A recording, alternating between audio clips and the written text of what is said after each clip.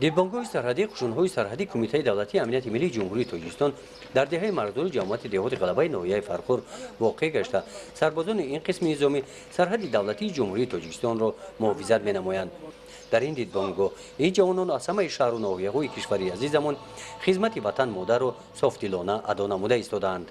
باری اول وقتی که ما به قشون‌های سرحدی آمدم باری یکم یاروق را گرفته وقتی به محافظت سرحد دولتی برآمدم او می‌ترسیدم که همین محافظت سرحد دولتی را ما سربلندانه کردم میتونسته باشم یا نه.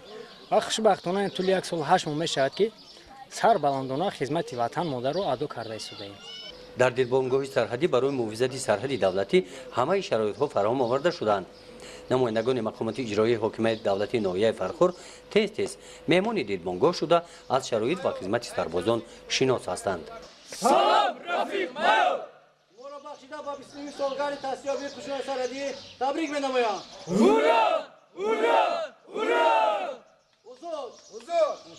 در دیدبانگاه سرحدی که در خدمتچیان حربی از تمام شهر و ناحیه‌های کشور ادای خدمت کرده ایستادند و سربلندانه منطقه که در تحت نظارتی که با سربازان دیدبانگاه سرحدی واگذار کرده شده است ماهرانه با یک روح بلند وطندوستی حفظ و محافظت می‌کنند. ما مردم جمهوری تاجیکستان را باور می‌کنیم که سرزمین جمهوری تاجیکستان در دوش ما گذاشته شده است و حفظ محافظت سرحد دولتی را همچون گوهرک چشم حفظ و محافظت می‌نماییم. بخشیده بر روز سرحدبانان در این دیدبانگاه جمعیت تنتنوی دایر گردید.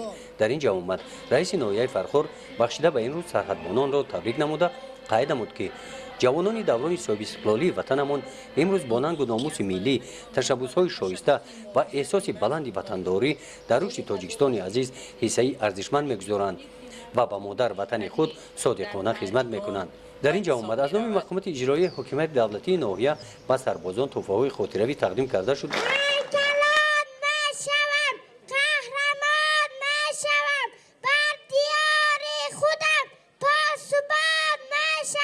هنرمندان اداره فرهنگ ناحیه با رقص و سرودهای دلنشین خاطر سرحدبانان را شاد نمودند. گزارش خواجه نظریف خدای نظر ظهروف از ناحیه فرخور برای برنامه اطلاعاتی نوید.